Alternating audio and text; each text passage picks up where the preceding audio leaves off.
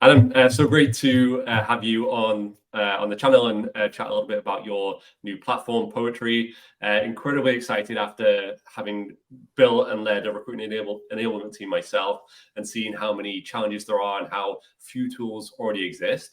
But what I'd really like to do is dig into a little bit more about your background and why you've decided to launch this platform. Also, maybe get a sneak preview of some of the things that you're planning at launch and hopefully share with the audience what's coming down the pipeline. So if that sounds good to you, I'd love to, in your words, hear a little bit about your background. For anyone that hasn't heard of you, which I think will be very few people watching this platform, can you tell us a little bit about what you've done in the last few years and what you're doing right now?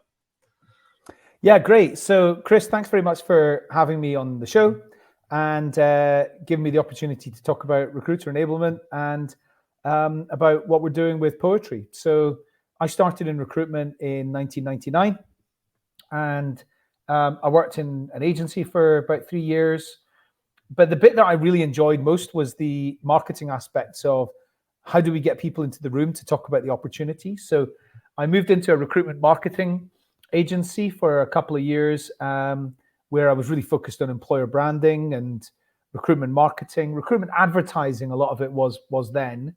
A lot of that was newspapers. It was 48-sheet billboards. It was advertising in taxis and all sorts of interesting things on the radio.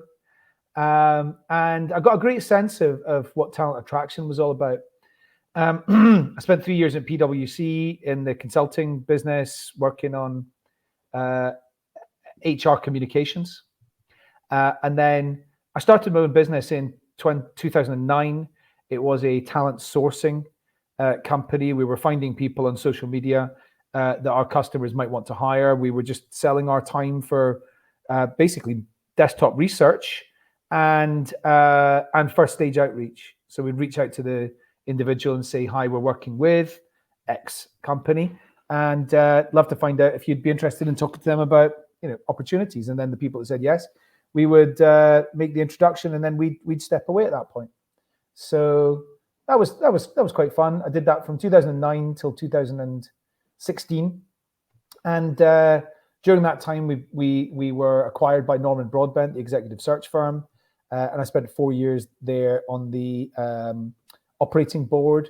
Really loved my time with that business, and the last year that I was there, the thing that occurred to me was some data that talent acquisition teams were missing was around who's actually interested in them today. They'd all built up huge databases of people on their ATS and their CRM. And what they didn't know was who was clicking on their career site, who was looking at their landing pages, who was looking at their company LinkedIn account, who was looking at their colleague stories and things like that. And so myself and a marketing automation expert called Scott McRae decided we should build a technology company to do this. Effectively, a talent acquisition focused version of Marketo or Pardot or Eloqua. And we did that. It was successful. It was taken up by a lot of early adopters, particularly in the recruitment marketing, employer branding space. And it was great. It went really well. We won some awards for innovation, and we sold that company to iCIMS, which is the market-leading applicant tracking system, in March 2022. Spent 10 months on the handover working with iCIMS, and I really loved my time there. And I left at the end of January this year. During my time in iCIMS, I became really aware of the concept of sales enablement and sales enablement technology. I was looking at HighSpot, and as I was looking at it, I was just pondering, why don't we have anything similar in talent acquisition? And so as I was thinking about what HighSpot offers, which is, here's all your battle cards for competitor intelligence. Here's your elevator pitch for your first stage phone call for sales development reps. Here's your outreach messaging for that email you're going to send to some people to find out if they're interested in talking to you about your service or your product. Here's your content assets for different stages of a sales process. Here's your videos. Here's your props and tools and assets and calculators and objection handling and crib sheets and all of that. I'm thinking the way that they have laid out a process for salespeople, right from the openers right through to the closers, is really great. And thinking about that in the context of talent acquisition and the amount of content that's needed and tools and props and calculators and things that they could use to really achieve more influence at each stage of the recruitment process, whether that's influence with candidates or with hiring managers. I'm thinking when a recruiter walks out of their team, typically, they're taking about 50% of their knowledge with them, because normally the only thing they've done is store information on the applicant tracking system, which is about the rec and how to manage the rec. And there's loads of great information in there, but managing the rec is like 25% of what a recruiter does. I think 75% of what they do is other things. Mm-hmm. And so it occurred to me that the TA world might need a enablement solution. So after I left iCIMS, I started doing some focus groups about a number of different subjects I was interested in, internal mobility and diversity and other things.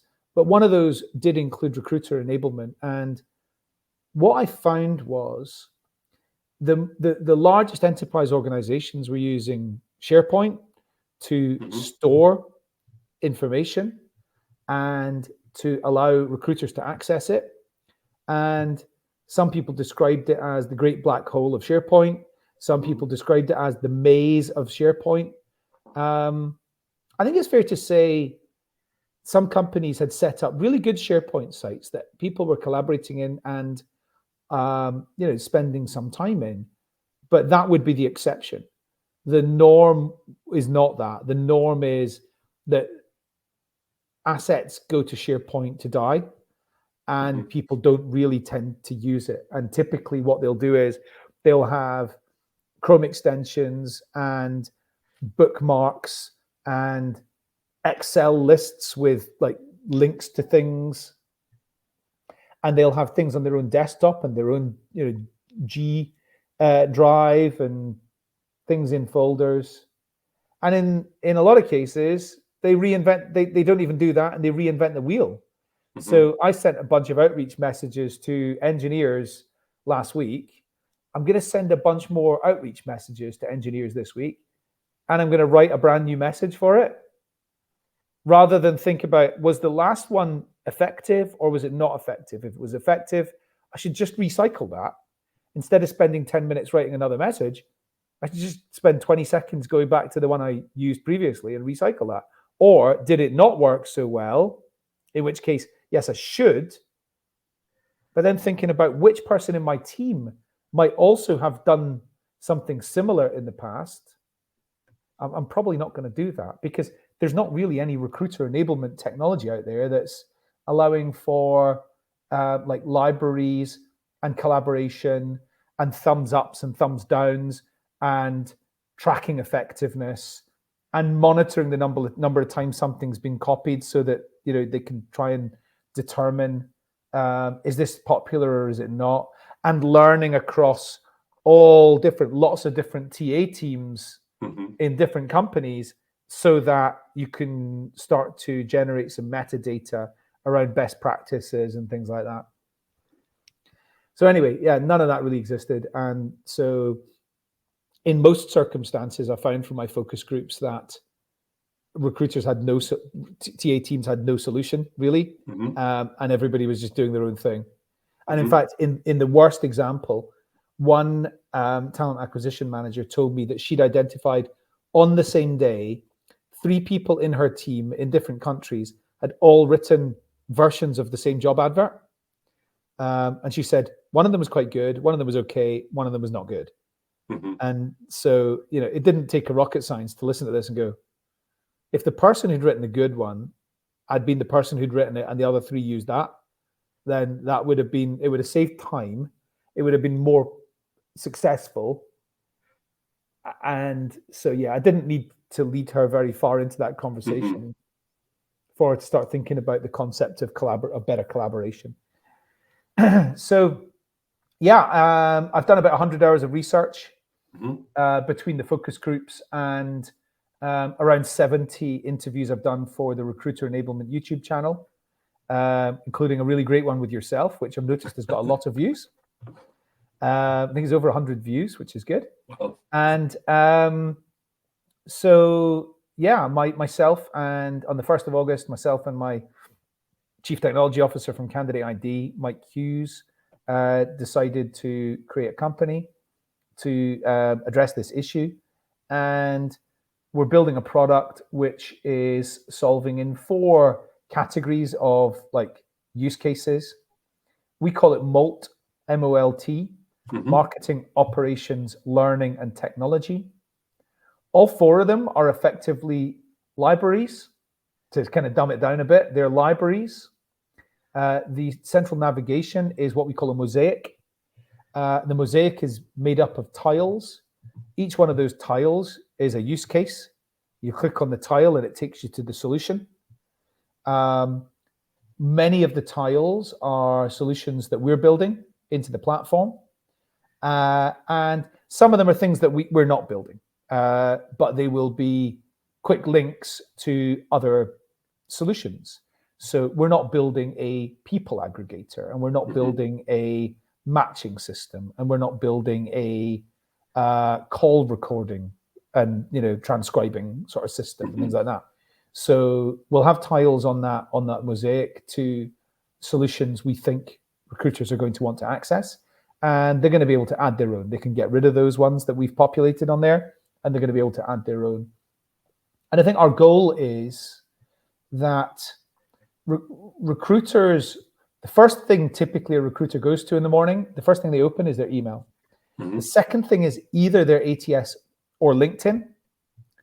And we want to be in that top 4, alongside LinkedIn and the ATS as one of the most important things.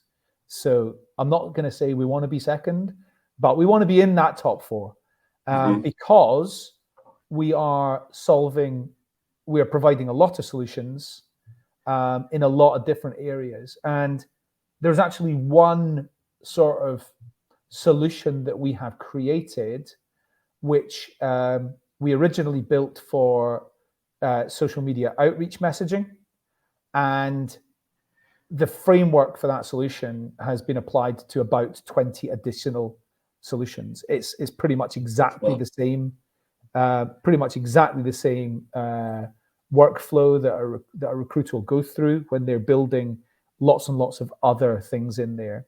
So we've been able to recycle that solution many, many times for all sorts of different use cases, including battle cards, including crib sheets, including objection handling and outreach messaging. And we've also built what we're calling enablement packs.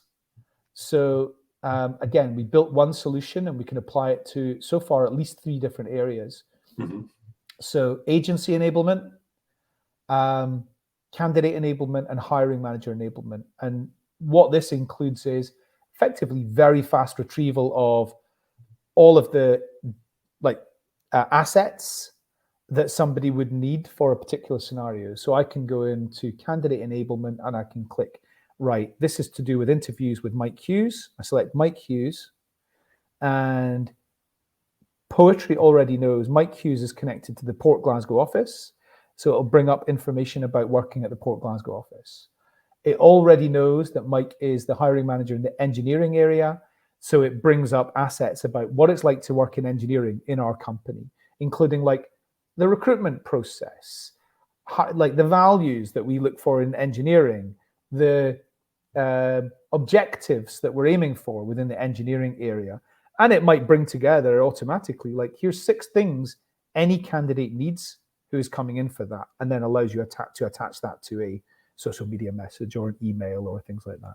I'm conscious I'm going quite deep into like little This solutions. this is amazing. You're basically answering all the questions that I'd had planned out. I'm just in my head thinking of all the different Google Docs and sheets that were shared to me that I had to try and consolidate and actually put into one platform that wound up just becoming one master reference file of all the different Google Docs and sheets that all of our 400 plus recruiters were using. So I totally hear the pain point there. I felt it, and I'm incredibly excited to see the platform. So I'm aware that also the beta spots are pretty limited and pretty much almost up now. So I think if any company wants to join the early access program, how much time do you think they have? Well, I mean, today is the 16th of August, and I don't think there will be any spaces left by the 20th of August. 30 organizations will be taking part. To apply, you need to go to poetryhr.com, fill in the form in there. You will receive a message to confirm if you've been like approved to the next phase or not. And you'll be asked some questions, and the questions are things like, are you happy to commit 5 recruiters to the beta phase, the private beta phase, which is from the 5th of September until the 17th of October. Do you have like an EVP? Do you have employer branding assets? Do you have a template for like job adverts? Do you have, and there's a lot of things that we're asking about in there. And if you've got less than 50% of those things, then you need to work on that first. But if you've got 50% of those things already, then great. This is going to be a good place for you. The taking part in the private beta is going to be good. Mm-hmm. Interestingly, a lot of people have said to me, like, what does it replace? Well, for a mega enterprise, it probably does like replace the SharePoint site, mm-hmm. or if they haven't built one for TA, it kind of replaces a multitude of other things. For a mid-sized company, it probably they may be using SharePoint, they may be using Notion for some of this, which is actually a pretty good solution. But I would argue there's quite a lot of benefits that we're bringing that Notion doesn't have. And then for an RPO, that's the other kind of big use case. I mean, the amount of collaboration that can happen across RPO teams, which typically doesn't at this point, is, I mean, I would think it's worth millions of dollars of productivity gain each year. Every single day, there will be people in account teams in an RPO businesses going, right, I need to build this. And what they don't know is that somebody sitting behind them working on a completely different account has already done something, and it's maybe non-confidential. So it's not about sharing candidate data in any way. It's about sharing like creative assets and things like that. So another interesting thing I think that we're doing here is for enterprise organizations or companies that are like in regulated environments or in highly competitive environments, they'll have their own workspace. But for a mid-sized company that maybe doesn't have 50% of the assets needed to use something like this, they will be able to share like in a federated environment, so that it's like a communal global environment where I'll put all my assets in, and I'm happy for other users to be able to access all these, and in return I'll get access to taking a look at all of yours as well. So we think that's something that's really going to help raise the standards considerably for those companies where maybe there's only like 3 recruiters in the team and they haven't built any of much of this out already. So very excited about that as well.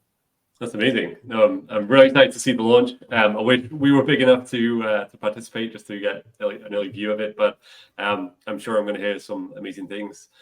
So if anyone wants to learn more, you've already given the website poetryhr.com. Anywhere else people can find you? Yeah, I mean, I'm on LinkedIn. I'm easy to find, Adam Gordon. Please do follow the company, Poetry Recruiter Enablement Technology, on LinkedIn. And also, please do follow the Recruiter Enablement YouTube channel, because it's I've got a lot of interviews coming up. I think I'm going to finish this year with like probably 200 interviews on there, and I'm just trying to build up like communal knowledge of the subject of recruiter enablement. And you're a trailblazer in the area, being one of the first people I've ever met who's been like dedicated to that. So people will learn from watching the interview with you for sure. Thanks, I appreciate the compliment. Well, Adam, this is so great. I appreciate you jumping on. I know you're super busy getting ready for the launch, but excited to see it, and we'll keep in touch. Yeah, great. Thanks for having me, Chris. Bye.